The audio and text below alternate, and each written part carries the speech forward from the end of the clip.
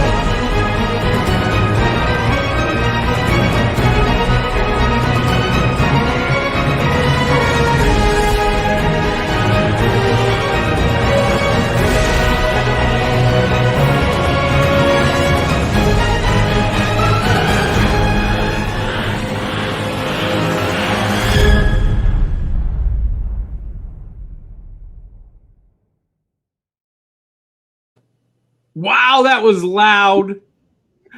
That is the League of Impossibilists. They are a sponsor of the show. That is the webcomic based off of my original cosplay group, the League of Impossibilists. They are time-traveling paranormal superheroes defending the space timeline against supernatural threats of evil. Welcome to Back of the Cereal Box, where we try to recreate those classic Saturday mornings. If you're of an age like I am, Saturday mornings used to mean breakfast cereal and appointment cartoon TV. And we would just sit around watching TV, eating cereal, and talking about cool stuff, toys, games. And then we'd hit the Atari 2600 after the appointment TV. And basically, Saturdays were a very unhealthy day for me growing up. But we were trying to recapture that, including a bowl of breakfast cereal. And this morning, a classic. Brian, Fruit Loops. Let me tell you something. Mm-hmm. There is nothing better than the smell of a freshly opened box of Fruit Loop cereal. No, I think you froze up on me. Reese's Puff person myself. I'm a bit more of a Reese's Puff guy. I have my little bowl right over here. I made sure to come prepared, and I am ready to talk about everything you listed. Excellent. So I just want to point out that most cereal boxes today don't have the games and puzzles and cool stuff that we had when I was a kid, because we didn't have the internet. We didn't have iPhones or iPads.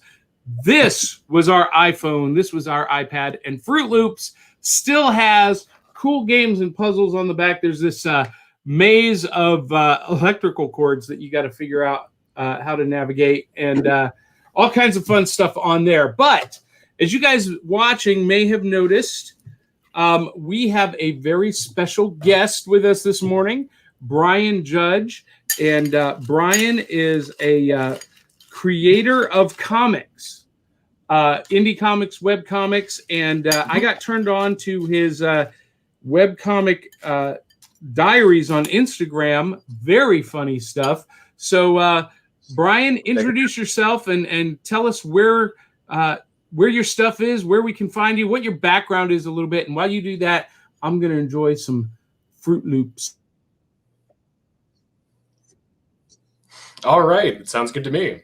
Well, like you said, hi, everyone. I'm Brian Judge. I'm 22 years old. I am a graphic designer and a cartoonist.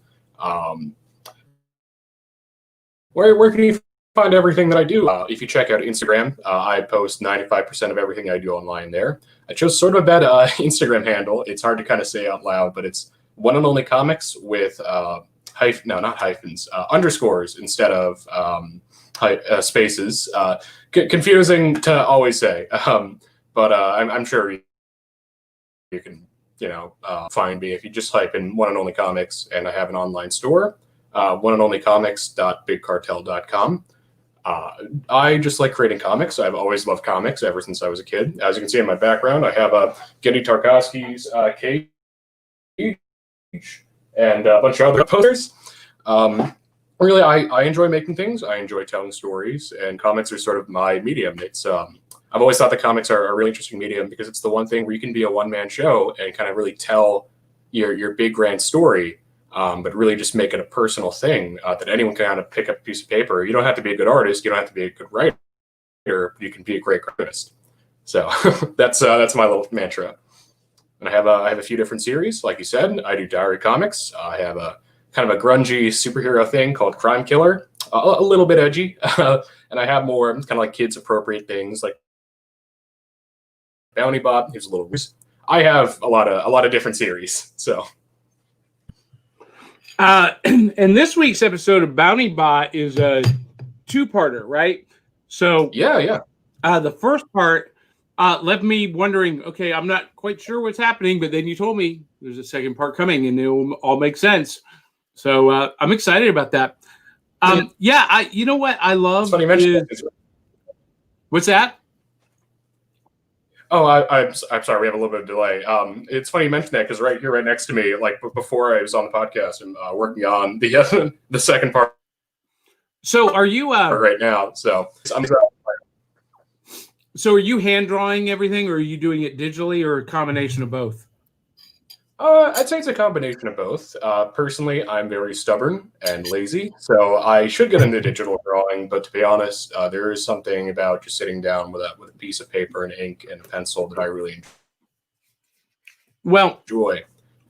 I draw something, I ink it, and then I scan it online, and then do a little bit of editing. So, and that's what we're doing with the League of Impossibilists webcomic. It's all on paper, pencil and India ink. Doug Aller pencils the pages, and it's not standard comic page size either, which is one of the things that is really cool about digital comics now. You don't have to be tied to that 11 by 17 Bristol board format anymore. You can do your own size, your own kind of format, and he pencils the pages, sends me the pencil artwork. I finish it in inks and write the story based on what he's doing, because he just started drawing, and we're doing it backwards, which is kind of funny, but it's really working out well. But what I love about what you're doing is you are finding your own voice, your own vision, and then you're letting the fan base find you, instead of trying to do what a lot of the big publishers do, and that's what's the trend this week? How do we create something for a specific audience? And I think that's the wrong way to go about it. I think you need to find your own voice, your own vision, and then find the audience for your work, not the other way around. I agree, except the only there's one little problem that comes out of that is that you end up at least on my end, I just making a lot of weird stuff that only I'm sort of interested in. I tell you, I'm not going to say anything. No spoilers for what we may talk about later in the podcast. But I did make an entire comic that was a series of diary comics based off of my experience, the adaptation of the movie Willow for the Nintendo Entertainment System. I just found a copy right here next to me. So I know no one on planet Earth is going to care enough about the video game version of the movie Willow. But hey, you know what? If I'm having fun doing it, that does have its own reward. So, and if somebody appreciates it, hey, that's great. Well, we'll get more into Willow in a minute, but one of my favorite movies. Mm-hmm. One of my favorite movies. So, anyway, welcome Brian Judge to the show. He's going to be my co-host this week. And we're going to talk about a lot of stuff. Now, one of the things I want you guys to do, if you enjoyed the show, drop a tip in our tip jar at PayPal. JohnnyDellaRocca@yahoo.com. That just helps us make the show even better. And you've seen already, if you've been watching since the pilot, we've gotten better and better as we've gone along. Now, we've got quite a few viewers on, and as you guys are watching, please post a comment. Let us know that you are watching, who you are, because we are using StreamYard, and it doesn't show us who is watching. So post a comment, and we will interact with you guys throughout the show as appropriate, and we will get to viewer comments eventually. We got a lot to talk about this week. So we've already covered a couple of things. The big topic that we're going to talk about right now is the mind-blowing episode, Chapter 13 of The Mandalorian, The Jedi. And in this episode, we finally saw a live screen adaptation of my all-time favorite Star Wars character, Ahsoka Tano. And if you guys have been following me for any length of time over the years, you know that I absolutely love Ahsoka, and Rosario Dawson was absolutely perfect as Ahsoka. I swear, when Dave Filoni and George Lucas created Ahsoka, they must have had Rosario Dawson in mind, because she was a perfect translation of the character. And Brian, I don't know about you, but I'm a huge Star Wars freak. Star Wars movies basically set the course of my career. I'm much older than you, and I saw Star Wars A New Hope. Back then, it was just called Star Wars, in the theaters in 1977. I was in kindergarten, and when Darth Vader stepped through that doorway, I was like, I want to do that. And I didn't know what that was, but it, set me down the course of entertainment. What's that? You wanted to be Darth Vader? Oh, yeah. Look, well, when I was a kid, I wanted to be Luke Skywalker, but as you get into... As you grow older. Yeah, as you grow older, you relate more and more to Darth Vader. You understand the Dark Lord of the Sith as you get older. You see, I always related to the Stormtroopers. I always thought, like, man, those guys, they're in there every day. They're doing their job. Like, those are the guys that I think need more credit, if I'm going to be honest. I always think they get a bad rap, because they're the first guys to get shot down. They're always doing their job. They're always there. They're always looking good in their uniform, but... Hey, it's just me. But yeah, certainly this latest episode of Mandalorian, interesting on a whole bunch of levels. I was really surprised by a lot of things they introduced. Do you want to jump directly into it? Or? Well, let me ask you this. We're going to try and be as spoiler-free as we can, but... Okay. A bit hard for this one, but... But I'm not going to guarantee that we will be, because there's some things we got to talk about that we can't talk about without giving away a few spoilers. So for everyone listening. Yeah. And let me ask you, Brian, were you a fan of Clone Wars and Rebels, the animated series?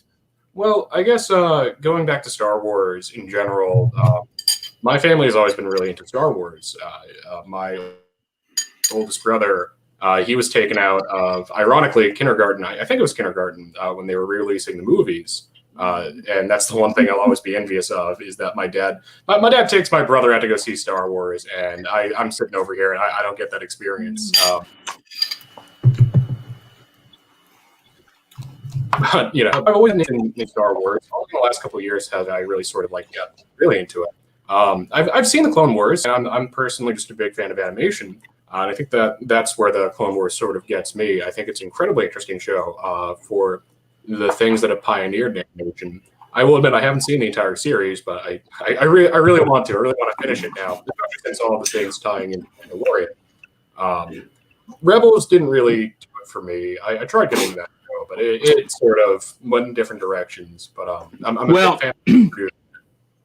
So Rebels, when I first started watching it, I was on the fence about it because it felt like it was being made for younger children.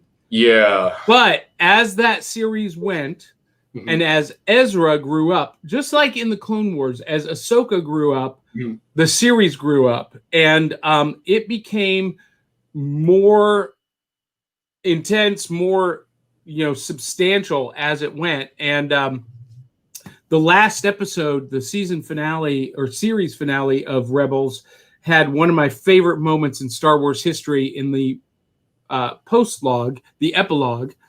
And if you don't watch anything else about Clone Wars, watch the final 4 episodes of the last season on Disney Plus. It is basically Star Wars episode 2.5, because it's all taking place, or maybe 3.2, because it's all taking place during episode 3. Yeah. During the fall of Anakin and Order 66. What's that, Brian? Mm-hmm. It's sort of like the connective tissue. Yeah. Sorry, we're having a little bit of an audio thing. No, that's all right. Certainly, that's the interesting thing with Star Wars in general, is that every show, it feels like a lot of the newer shows, they have to be like in between certain parts. You're either like in between Return of the Jedi and the new movies, or A New Hope and Revenge of the Sith, and you have a lot of interesting just little things you can do in the universe because of that, depending upon where they kind of take place. So we've already got a comment from Magi Jake Lindsay. Without spoilers, they dropped a big name that made people angry. All right, so let's get that out of the way. They gave Baby Yoda a name. They gave the child a name. Should we? Grogu. Grogu. Yeah, I'm going to say it. Yeah, it's all over the net. And a lot of people are upset about the name, and I can't figure out why. I mean, what else were you going to name him? Do you have a better name? You're not. Go ahead. Oh, I think the frustration with that more comes from the narrative that we've sort of been told so far of Baby Yoda. I do sort of understand it, but season 1 was made with a really tight premise, and when you really kind of examine those characters, just the Mandalorian himself and Baby Yoda, it's a very good dynamic. You have, obviously, this mentorship sort of thing. You have this lone wolf and cub, and a samurai who has to carry on a baby. But you have Baby Yoda. He's a really convenient plot device. He can get you in trouble and out of trouble. So I can understand the frustration with saying that this character that to this point has always been sort of like an aimless little baby who just kind of does what he wants, to then say, well, actually, he's smart, he can think. I myself sort of questioned, how smart is Baby Yoda? Like, is he a toddler, or is he like conscious of the things that he's doing? But I think that to complain about just his name, that's sort of a little bit of a not exactly important. But I'm still sort of impressed, and I like the direction they're taking. A little bit like sooner than I expected to kind of say that Baby Yoda is, everything that he is, but I'm interested. So yeah, I thought they gave him a name earlier than I expected. Yeah. I would have expected that like the season finale. But it is what it is. It didn't make me mad. And I can't figure out why people are mad about it. Hey, we got Jason Snyder watching along with Magi Jake Lindsay. Welcome, guys. So that's a big spoiler, but there were some other spoilers. A lot of things we learned in this episode. First of all, I want to say that the first 4 minutes of this episode is one of my favorite 4 minutes in Star Wars history. I am a huge Ahsoka Tano fan. She is my all-time favorite Star Wars character. And over the years, when I've appeared on Rebel Force Radio, I've equated her to being kind of a hybrid, or a what do you want to call it? Not a hybrid, kind of a stand-in, a proxy for Luke and Leia, because she's kind of a combination of their personalities. And I've just loved her character arc. I've loved watching her go from, you know, plucky, naive Padawan to, you know, wise, chiseled, badass Jedi warrior. And in the first 4 minutes, showing her how badass she was for me very similar to that section of Rogue One when Vader is coming through the Rebel ships and just destroying everybody. That's the feeling I got watching those first 4 minutes. What did you think, Brian? I gotta say, well, building off of that point, I think that it's interesting that the show is obviously very much rooted in the idea of the Western. I mean, for God's sakes, the Mandalorian has like a bandolier around him. And this episode really felt like here's a different show. It's sort of well known that Star Wars was heavily inspired by Akira Kurosawa's Hidden Figures. This really kind of felt like a similar idea. Oh my God, I just had the name in my head. It's the sequel to Yojimbo.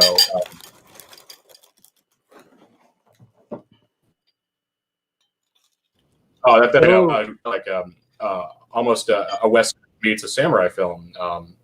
This is going to bother me. But just from like the setup about how the characters were introduced in the setting, it had sort of that Sandro is the film.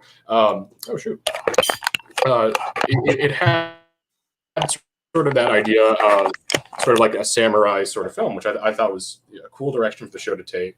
Definitely nothing that we've seen so far, because the show I think has made sort of an effort to like hide lightsabers and sort of push a lot of the Star Wars iconography sort of to the sidelines. To have everything in this, you know, you have so many things with Yoda, Baby Yoda, Grogu, whatever you want to call him, Jedis, just so much sort of like things we haven't seen for like an entire like season. To just That's be right. tossed in. Yeah. Joe McKeel says, I'm just waiting to hear him say, Grogu I am. Grogu I am. Hey Yoda, what's your favorite streaming site? Grogu. Yeah, that's funny. So anyway, Ahsoka was a total badass, and even my daughter said, "Man, she is bad to the bone." And I'm like, "I know. This is what I've been saying for years." And I gotta say, let's go here and let's look at this picture again. This is Rosario Dawson as Ahsoka Tano, and you know she is a perfect. It is a perfect translation from the animation to live action. And she really looks like Dave Filoni and George Lucas when they were creating her, 10, 12 years ago, that they had her in mind to play her from the beginning. Because the face modeling on the... I wish I had a graphic to post up of the animated version, but she just looks exactly like the animated version. It was perfect, and I gotta admit, Brian, I squealed like a little schoolgirl when I saw her, and it was fantastic. And all the rumors were that she was only going to be seen for like 30 seconds, like it was going to be a very small part, and it turned out she was like entrenched in this episode, and I hope we get to see more because, spoiler alert, it set up an additional storyline at the end for her to go and find, she's searching for Grand Admiral Thrawn, which is, if again, you had to have watched Rebels, the series finale of Rebels, that's how it ended with Sabine Wren, the Mandalorian, and Ahsoka going off to find Ezra and Thrawn, who had been, like lost in hyperspace forever. It wasn't really clear what had happened to them, but they were going to go find them. Now, one of the big reveals we had was that Beskar steel, which is what the Mandalorian's armor is made of, is invulnerable to lightsabers. Yeah, makes you think the Mandalorian's that much sort of tougher, with all of his armor. Did you sort of get the feel that from this episode it was almost like a backdoor pilot to a Ahsoka TV show? Since that's sort of what I was sort of thinking in my head, like, man, this character is like so strong, and they gotta have more of her, but like you can't. She almost steals the show a little bit too much from the Mandalorian, and I mean that in a good way, Yeah. As much as I might be excited about a Ahsoka series, live action series, I kind of hope they don't go that way.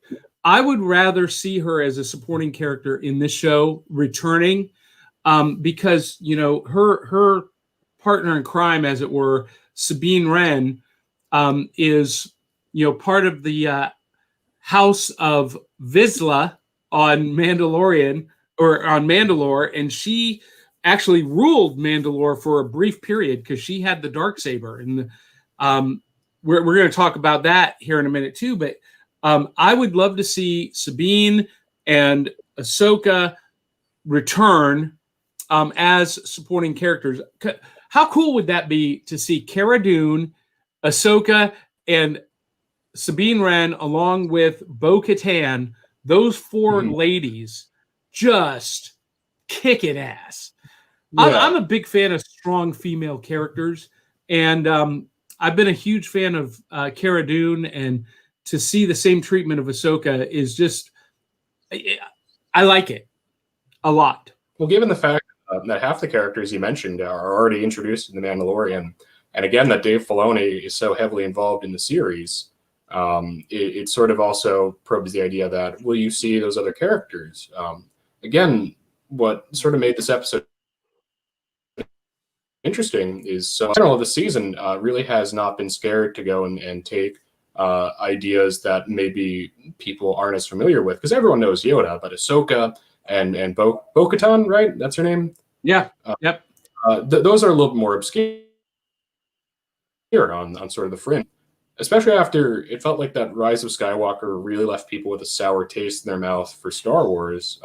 The Mandalorian kind of came and said, here, we're not going to bother with all of those sort of complicated elements. Here's just a more simple adventure series for this season in general to go say, well, we've sort of earned your trust back. Here's some more of the obscure elements. Will they do that? Will we see characters like Sabine or Ezra or some of the clone troopers from Clone Wars, especially since those guys are getting their own show with the Bad Batch? Will we see sort of more of a push with that, or will they try to go in a different? That's really sort of my hot take for this season, is that it's trying to, like, we've earned your trust back, so we're going to ease into more sort of like the obscure Star Wars things that maybe not everyone knows about. Yeah. I like that too. But I don't. And Joe McKeel says, could this have been a pilot in a series episode, a backdoor pilot? It could have been.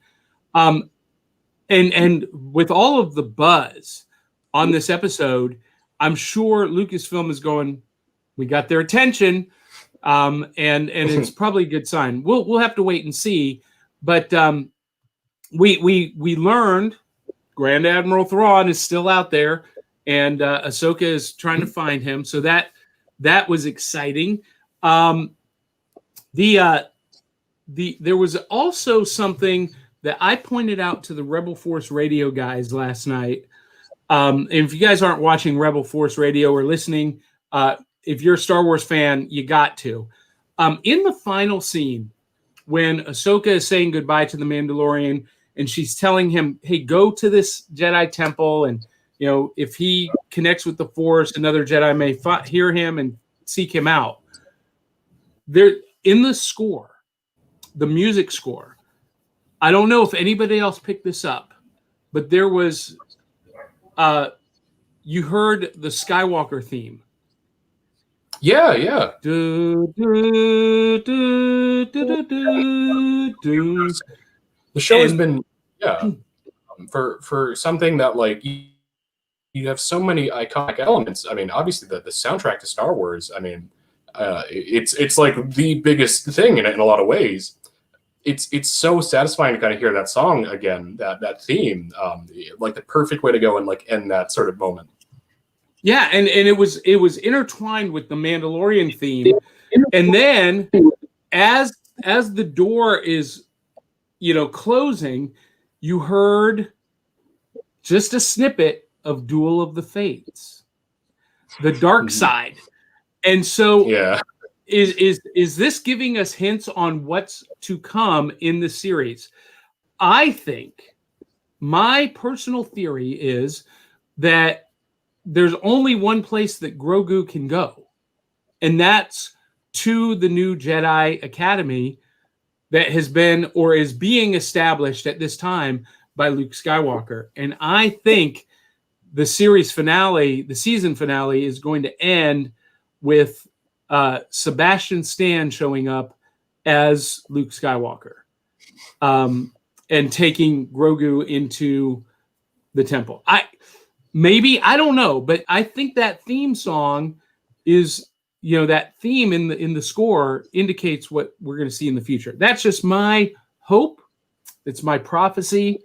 We'll see. So Your new hope. Yeah, my new hope. Joe McKeel says, I've heard The Mandalorian is the Star Wars series we deserve. Do you agree? So, okay, this is going to be controversial. I had no issue with the sequels. Actually, I didn't like Force Awakens very much, but I liked The Last Jedi a lot, and I loved Rise of Skywalker. And I know fans have been divided, but, I was a big fan of Rey. And I liked what they did with her. I'm sad that toxic fandom kind of tanked the appetite for more Star Wars, because they were huge successes financially and at the box office. But if you just read online comments from these toxic fans, you would think it was a monumental failure. And the problem that we get with these franchises is that, the fans have an expectation for one thing. And if the filmmakers and the writers don't deliver on that one expectation and do something different, then fandom gets in an uproar. And that's what we saw with the sequels. But, I was there when they put out the prequels, and the same things happened then. And the same people were saying the same things then. And the prequel series, Phantom Menace, Attack of the Clones, Revenge of the Sith, those have aged really well with fans. And, fans that hated Phantom Menace 20 years ago have a fondness for it today. And I think we're going to see the same thing with the sequels. So is The Mandalorian the Star Wars series we deserved? Yes, maybe, no, kind of. Let's see. What did Jake say? I honestly don't like Star Wars that much. I just know of the new stuff from TikTok. Jake, get off TikTok. It's Satan. Satanic. Get off of it. All right. Well, go ahead, Brian. Last thoughts? Well, this is sort of a question I've been sort of thinking in the back of my head, because we know that they're going to be making a show about Ben Kenobi.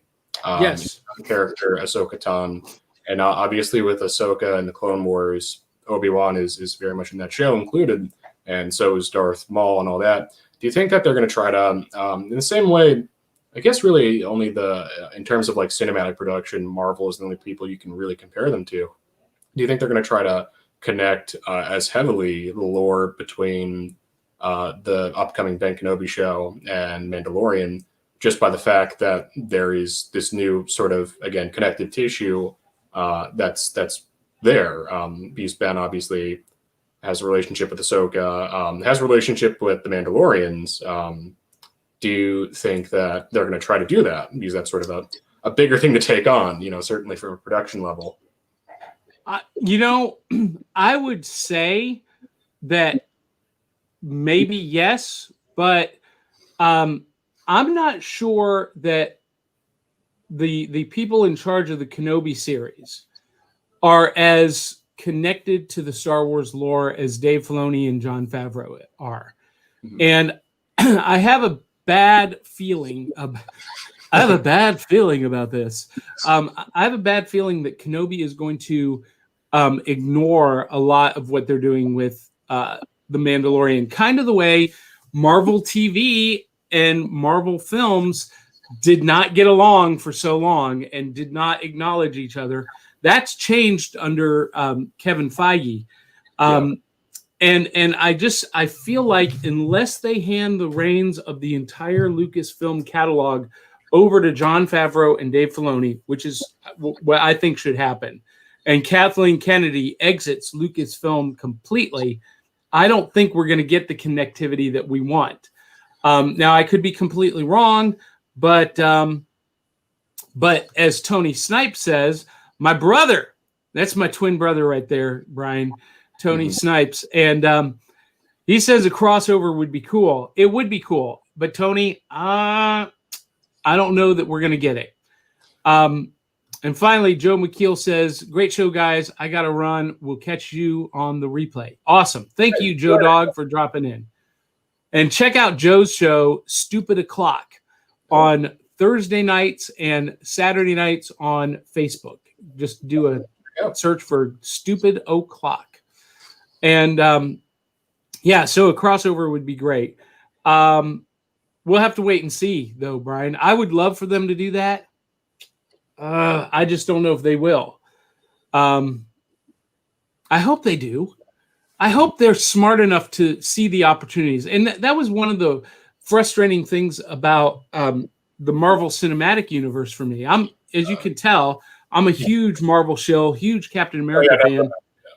And I felt like Infinity War and Endgame, in particular, Endgame, missed so many opportunities to really unite and reconnect the MCU, the Marvel Cinematic Universe. And I hope that Star Wars, learns a lesson from them. We'll see. I don't know. Just sort of like one last point before kind of moving on to the next subject, since we you said one last comment like 5 times ago. I know. The difference, though, with the Marvel TV shows, the Marvel Netflix shows, is that they weren't handled in-house.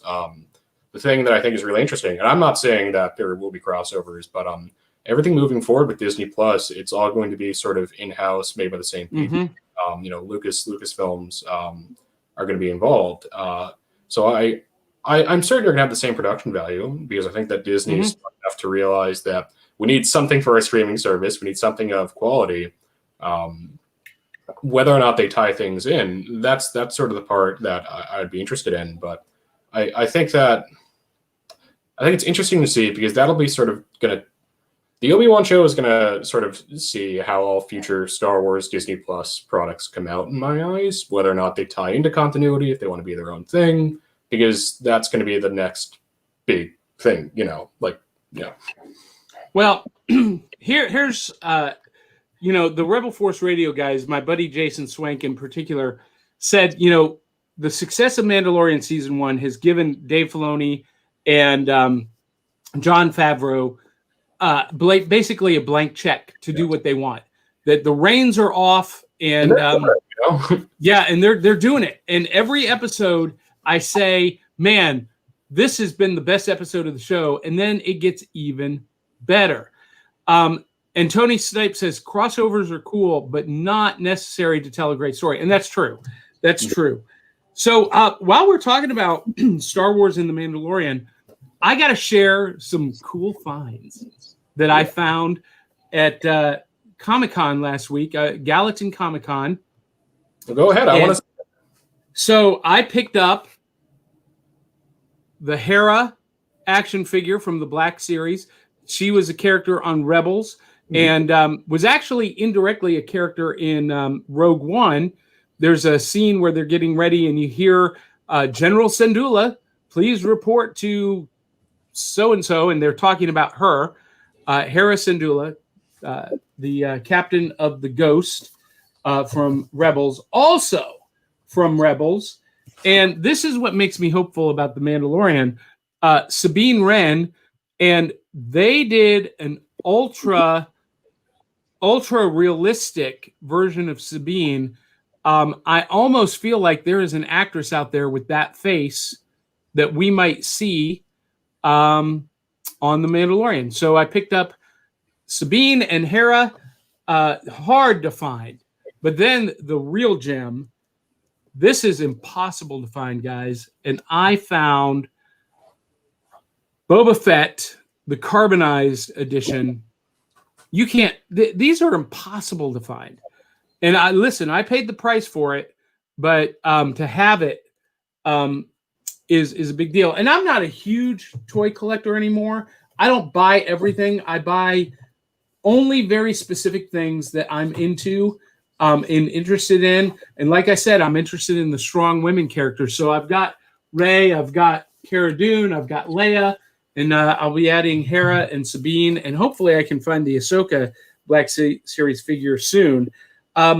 They restarted the Black Series back at #1, and I picked up #1, Darth Vader. I can't believe, in all my love for Vader, I've got Vader. I've got every version of Vader available. I did not have a Black Series Vader, so he's going on the shelf too. So those were my awesome finds this week. We're going to talk about WWE Jobbers here in just a minute, but before we do that, Brian, are you into board games at all?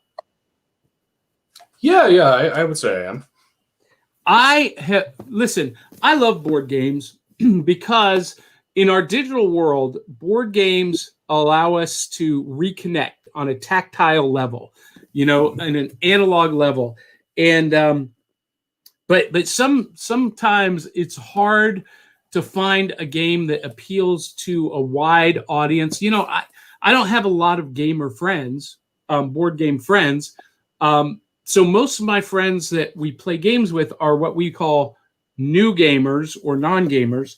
And so I'm always on the hunt for board games that appeal to them. And I found this one this week, and we played it Thanksgiving Day and had a ball. It's called Last Defense. And Last Defense, it says, the premise is right on the front of the page. You have 20 minutes to save the city. You are citizens working together to save the city against giant tentacles, sentient plants, alien invaders, and two others, giant monsters of different monsters of different kinds. It's and it's got an app that you download on your phone, and the app has a soundtrack, and it breaks in with news stories that help guide the action of the game. And this was it's like if you've ever played the board game Horrified meets King of Tokyo, but it plays like a video game. It's a board game that plays like a video game. And 20 minutes to either win as a team or lose as a team. And it was a ball. I will be doing a full review of this as a supplement this week on the show. So tune into the YouTube channel and see the full review. But if you're looking for something fun to do with the family, with your friends, this is, it's worth the $19 that I spent at Target. It is packed full of fun entertainment. All right. So let's see. Any more comments from our viewers? Not yet, but guys, keep posting the comments. We love you guys watching. Thank you so much. And make sure you, if you like the show, drop us a tip, PayPal at johnnydelarocca@yahoo.com. Brian, there's a story about that. That's kind of my stage name, nickname for years and years and years. And a lot of people identify me as Big Daddy Cool Johnny Delarocca. All right, so now we're getting to the part of the show where, Brian, you told me you're not as well versed, but you did some research. And I love that about you. I love that you did research on Jobbers. So, well, hey, the fact that you gave me information to go by quick, very, very small tangent. If I could just say this. Yeah, go ahead. The last con was one of the worst podcasts I've ever done in my life. So the fact that you have an intro, the fact that you wanted to talk like 15 minutes before the show, the fact that you had talking points, like, oh, thank God, this is heaven compared to the last one. The last podcast I did was so horrible. They deleted the episode without telling me. That's how bad it was. So just I saw that's why I'm coming in here. Yeah. Which is, I recommend. Hey, yeah, if you want to go check it out, One Only Comics _ and Spaces. Man, I really should have picked a better name, but yeah. Well, when it comes to job, you can find your webcomic just by typing your name, Brian Judge. It comes up on Instagram. All right, under your name. Well, hey, yeah. Brian with an I, Judge. Just look that up. We'll post a link to your website here in a little bit too. All right, so what is a jobber? Do you know what a jobber is? Yes, I will say WWE wrestling. I'm not as well versed in that, like you just said. Jobber is someone who intentionally fails to so that someone else will look better, right? Like if there's two guys in the ring. That's right. That's right. They don't call them. I always think of like Martian Manhunter of all things in the Justice League cartoon. People love to call him a jobber because whenever you want to make the villain seem cool, you have Martian Manhunter says, "I'll attack him with my mind." And like he can never do it. It's like, oh my god, this guy's super strong. Even Martian Manhunter could take him on. But you do that every episode. It's like, oh, Martian Manhunter, he just sort of sucks. Like he can't do anything. You know what? That's a great topic. That's a great topic for a future episode. Because Martian Manhunter should be like super A-lister on the level of Superman. I almost said Aquaman because I think Aquaman should be on that level too. Mm-hmm. But yeah, that's a great topic for a future podcast. Thank you for that suggestion. All right, so go ahead. But yeah, jobbers. I only have one that I'm really super familiar with. Okay. And it's tying back to Star Wars. I'm sure you know about Shockmaster, the WWE guy. One appearance, best thing ever. Where it's a large guy wearing a bedazzled Stormtrooper helmet. Messes up his intro. He like stumbles through the door or whatever it was. That's my number one. I want to see more Shockmaster.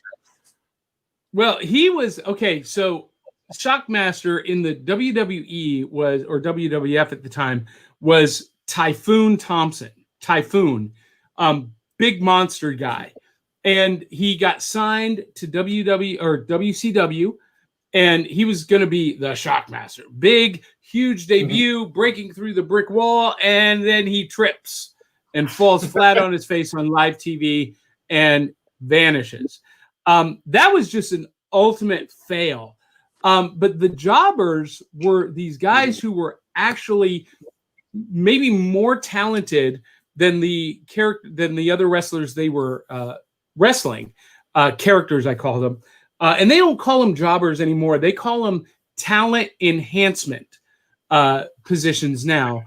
But they were paid deliberately to lose, but make the baby face, the heel, the villain, look really good. And so these guys were the best in the business, but they never won. They always lost. And I'm going to start first. We've got 1, 2, 3, 4, 5, 6. And I'm going to start with one of my favorite, Leaping Lanny Poffo. Leaping Lanny Poffo is the brother of Randy Macho Man Savage. And he was a high flyer. He was an acrobat. He could get out of any hold. And I mean, he provided a lot of entertainment. And it wasn't until he became the genius, Lanny Poffo, that he started to have some wins in the ring. But even then, he was top of the middle at best. He was always better as an underdog that you were always hoping was going to win, but just couldn't pull it out. And he belongs in the Pro Wrestling Hall of Fame. Absolutely. These are jobbers that deserve to be in the Pro Wrestling Hall of Fame, the WWE Hall of Fame. Next is the Young Stallions, Paul Roma and Jimmy Powers. These guys were, they were consummate jobbers, but Jimmy Powers was one of the strongest dudes in wrestling. Paul Roma had this vertical drop kick that was unbelievable. The dude could jump like nobody's business. And they only had one major win as a tag team, and that was at Survivor Series. They were part of Hulk Hogan's team, and they and Hogan won the match. And then they vanished. They have this major win, and they didn't get any kind of a push after that. They vanished. They went from jobbers to main eventers to vanishing. Paul Roma ends up going to the WCW and actually joined the Four Horsemen, and he's often made fun of that because he didn't get over as a Four Horseman either. But these guys deserve to be in the Pro Wrestling Hall of Fame. And those of you who are watching, post comments whether you agree or disagree. Now we get into the real meat and potatoes. Special Delivery Jones. This guy has the dubious record of the fastest loss in wrestling history. In WrestleMania 1, I think it was WrestleMania 1, or maybe WrestleMania 2, I forget. He lost to King Kong Bundy in 7 seconds. And so he's got that dubious distinction. But this dude was unbelievably good in the ring. He was strong. He was fast. And he really made... He was one of those guys that, like you're talking about, the Martian Manhunter. Oh, my God, if they can take out S.D. Jones, they can take out anybody. And Special Delivery Jones, he's no longer with us, sadly, but he definitely belongs in the WWE Hall of Fame. Next. And do any of these people ring a bell to you, Brian? I know you're not big into wrestling, but... I'm sorry. These are all new names for me. That's all right. That's all right. Iron Mike Sharp. Yeah, go ahead. Oh, no, I was just saying that it's interesting hearing about this. Yeah, I mean, because these guys were so good at being bad or at losing, but they made everybody look good. And Iron Mike Sharp, I mean, this dude, he deserves an Oscar for his performances in the ring. Not only did he, sell the... I mean, he looked like a super tough guy. He looked like a street brawler that came off the, the streets of Brooklyn or, Edinburgh, Scotland, or, Dublin, Ireland. And he was big, he was mean, and he had this brace on his arm that he wore on his arm that he would hit people with and just totally smash them and destroy them. But at the end, like the Martian Manhunter, he could not overcome his opponent in the ring, and he would be pinned, but it would be a hard-fought victory. And look, at the end of a match with Iron Mike Sharp, you knew that superstar that was being put over had been put through the ringer. He really was a great technical wrestler. He knew his stuff inside and out, and he knew ring choreography so well, and he just really knew how to put over new talent. Up next is Steve Lombardi, the Brooklyn Brawler. And again, like the Young Stallions, like Lanny Poffo, he was a jobber who had some success. They tried to push him into main event level. He became a mid-carder at best. But just like Iron Mike Sharp, this dude, he knew how to make the talent in the ring look fantastic. He was, again, a real-life tough guy. And he was one of those guys that would take a real hit. You know, he would tell the talent, the superstar talent that he was jobbing to, man, hit me for real, kick me for real, make this real. And he took a beating, but so did his opponents. And just like Iron Mike Sharp, you knew when someone beat Steve Lombardi, the Brooklyn Brawler, that they were, you know, on the rise. But then we have to give the number one spot to the king of the jobbers, Barry Horowitz. Barry Horowitz has an impressive win-loss record of 300-1. 300 losses to 1 win. And this dude, though, he is definitely the king of the jobbers. He had the most developed in-ring character. He would come out and he would give himself his own pat on the back. He was an Orthodox Jew, and he incorporated that into his ring attire and into his character. And the dude was in phenomenal shape, smaller than most of the other WWF wrestlers at the time, but in phenomenal shape, had a great physique. He was a high flyer. He could, get down on the mat with everyone. And again, like Brooklyn Brawler and Iron Mike Sharp and SD Jones, masters of in-ring choreography and just understanding, when to hit the mark and how to guide that superstar talent to be a superstar. And, back in the day, these guys were kind of the stormtroopers of their league, right? They were guys going out there. All they wanted to do was do a good job, get paid, go home to their wife and kids.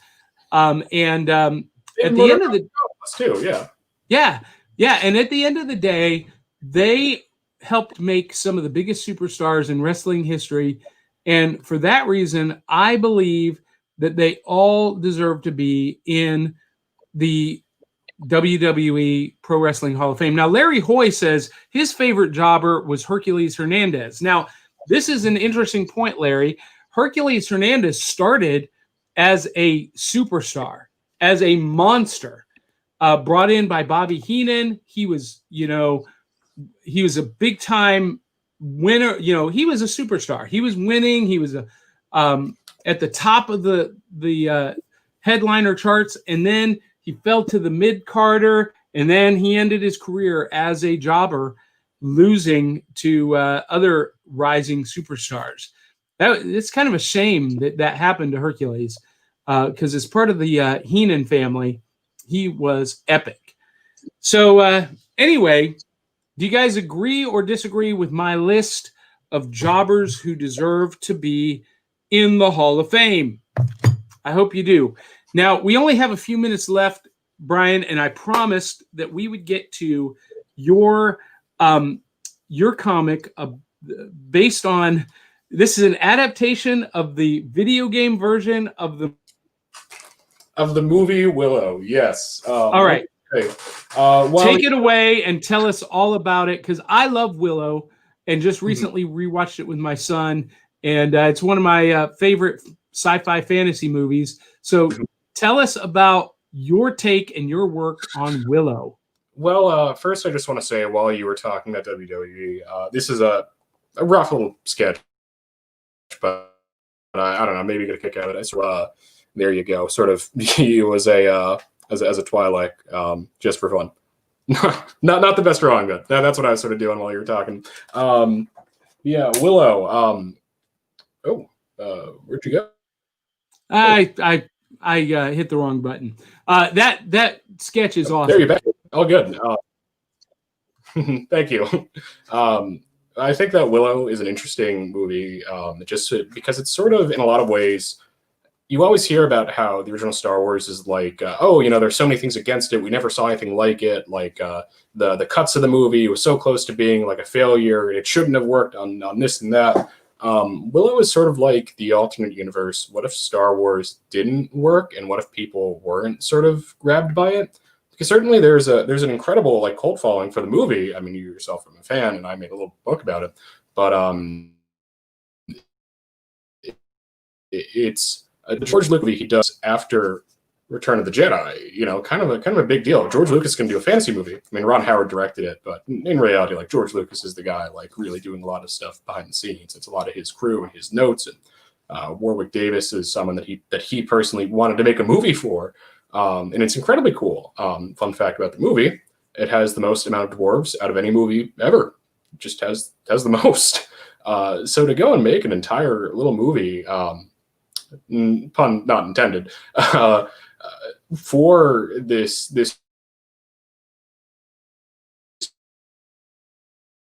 child actor. And I just think it's an interesting thing, because when you look at Lucasfilms, they don't really have a lot of movies because they don't really need a whole lot. You have Star Wars, and you have Indiana Jones, and you have Willow. And Willow is sort of like the outlier of, you don't hear people talk about it. Well, and Howard the Duck. Don't forget Howard the Duck. But in terms of like original things, like it's really just Willow, Indiana Jones, and Star Wars. And the allure of George Lucas is going to do a fantasy sword and sorcery movie, like that is so interesting. But the movie itself, no one really sort of talks about it.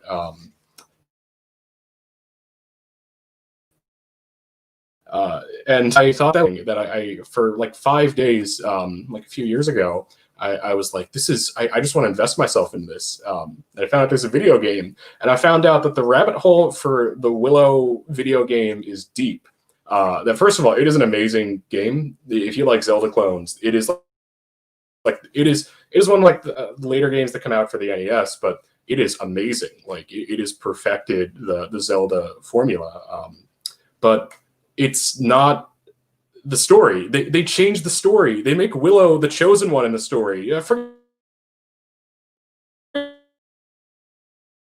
about that baby. No, about like this one game. Okay, it is so clever. It recontextualizes moments in the Willow movie that maybe didn't hit as hard, but it takes those little moments here and there and changes up the plot. But it figures out ways to like tell a story in a game in ways I've never seen before. Like it's if you watch the movie Willow, which is a pretty good movie, I'd say. I have my problems with it, but it's still interesting regardless. The Willow game, of all things in the world, it's such a interesting companion piece. You meet characters and you reenact certain scenes from the movie, but not all of them. Like it takes different directions, and I just think that's so cool. I mean, I could talk for hours. Also, hey, shameless plug, go buy it on my store. Hey, whatever, I didn't say that. But yeah, that's my connection. So yeah. So what is the webcomic or the comic adaptation that you did? Is it strictly an adaptation of the game, or is it original commentary on the game? Or talk to us about that, because I've got your page on the screen below, oneandonlycomics.bigcartel.com, where you can go and you can buy Brian's work. It's well, at the time I was getting into diary comics because I sort of had a transition from more traditional mainstream comics in the last couple of years to more independent works, and I sort of thought, if I'm going to make a diary, the most obscure thing, because everyone sort of makes diary comics about their life. You know, it's like, oh, I woke up and I don't know, I woke up on the wrong side of the bed. Like I'm not saying those are bad, but like anyone can sort of do that. I want to pick something nobody in their life is ever going to talk about. And I'm going to sit down. This is also like during my exam in college. And I was an art major, so I didn't really have exams or finals. So I sort of just, there was a week of my life I did nothing but eat donuts and play the Willow video game. Lights turned off in my apartment. I got to do this. I got to look up cheats online. I'm just going to go through with it. And that was just it was a fun thing. I thought this is such a dumb topic. This would be fun to make a little comic out of, just because I just thought it was like mind blowing. Like, why is this one entertainment system, from how many years ago, based off of a movie, people generally wouldn't really say like is the most popular thing in the world. Why is this so interesting to me? I just thought that'd be cool. So it's basically the story of you investigating, going down the rabbit hole, and playing the Willow game for a week nonstop. Mm-hmm. Yeah, pretty much. So, and that book got me into a convention. Somebody saw it and was like, "Hey, I like the Willow video game," and then it was like, "Yeah, okay, I want you to show up here." It's funny. I've had like 2 or 3 people like play the game because of the comic, which I was like blown away by. Like, holy crap! Someone's reading this and like thinking this is cool. So, well, hey, if I turn on, a good game. Oh, I'm sorry. Yeah, we've got an NES upstairs, and I've never played the Willow video game. I didn't even know that it existed until I met you. So we're gonna seek it out. We're gonna go, see if we can find it in a secondhand game store and give it a whirl. Also, he's best friends with a giant talking pterodactyl who flies him around like villages to villages. I'm not gonna say Willow the movie's bad, but like it's sort of disappointing when you kind of like think, oh, George Lucas is involved with this. I expect like everything's like extreme, like you have so many like people in makeup and monsters. Didn't really deliver. The game is like, man, Willow is best friends with a giant talking pterodactyl. He meets a lot of skeletons that he befriends. Like that's sort of the stuff I was expecting in the movie. So it kind of scratches that itch that I've had. Well, fun few facts about Willow. It was Ron Howard's directorial debut. Lucas let Ron Howard take the reins on that for the first time. And of course, the legacy of that is Ron Howard's daughter, Dallas Bryce Howard, is one of the creators of The Mandalorian. She's directed several of the episodes. And got that Lucasfilm heritage. And there's also Oh, yep. Go ahead. There's a series coming. There's a Willow TV series coming. Yeah. Yes. It is in development right now. Which I swear to God, like the day after I printed the Willow book that I made, that is when I heard, oh, they're making a show out of this. I'm like, of course, like this thing I chose to be obscure on purpose is going to have a Disney Plus show. But you are overlooking one thing you're talking about Ron Howard. There's a connection to Lucas. He was in American Graffiti and he directed Solo. So yeah, absolutely, yeah. I did forget that. So excellent. Well, check out Brian's work at oneandonlycomics.bigcartel.com or find him on Instagram, just at Brian Judge. It will bring up One and Only Comics. And follow him, check him out, buy his products. Please. That's why we had him on here. Buy his products. My Instagram handle is also on my online store, I think. So if it's hard to find, I think you can find it. Yeah, I will premise this that some of Brian's work is a little bit more mature. So not everything is for kids, but the Instagram stuff I think is pretty safe. So give him a look and check out his books and buy some original comics. Let's support our indie creators, and that would be awesome. And while you're at it, check out my website, John Pica that's my email address. But hey, if you want to be on the show or if you want us to feature a product on the show, check that out and drop me a line at johnpica@johnpica.com. And I would love to talk to you. We're going to be reviewing some products in the near future. Larry Hoy, who posted a comment earlier, has a new book coming out. We're going to be reviewing that in future episodes. And next week, we have another guest, a gamer girl who has quite a Twitch following. Aubry Brewster will be here, or Aubry Brewer, I'm sorry, will be here with us next week. So tune in to Back of the Cereal Box. And Brian, thank you so much for being with us. Would you mind if I do last little shout out? Or go ahead. All, wrapped up with time? No, go ahead. Yeah, I would like to say if you're interested in indie comics, there's a really good group on Instagram. They are the Indie Comic Union. You can just type that into Instagram. They're a really cool group of people. As an independent cartoonist myself, who sort of gained traction a little bit on Instagram, the Indie Comic Union, great group of people. They're having a really cool event going on. The Indie Comic, what is it? Yeah, the Indie Comic Team Up, where they're going to be drawing other people's characters in iconic comic covers. A cool event, really great people, and I'd recommend you check them out. They are worth it. So that's all I'm going to say. Indie Comic Team Up. Mm-hmm. Yeah, because look, hey, look, we're doing the League of Impossibilists webcomic, but it's just the two of us right now. I need to find more creators to help us with that.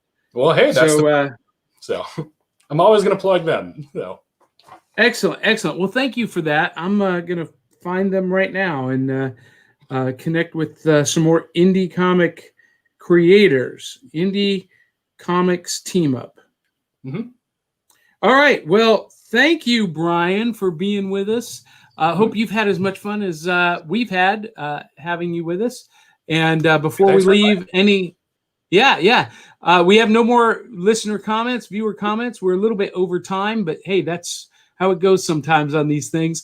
Make sure if you like the show to share it with 200 or 300 of your closest friends and family.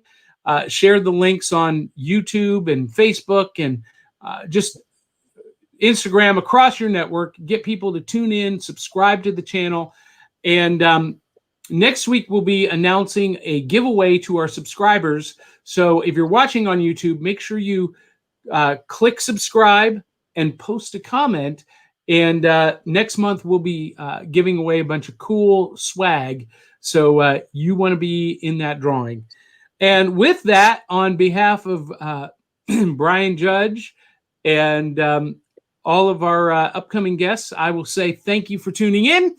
And until the next time, we'll catch you on the flip side. This is the way. You're welcome.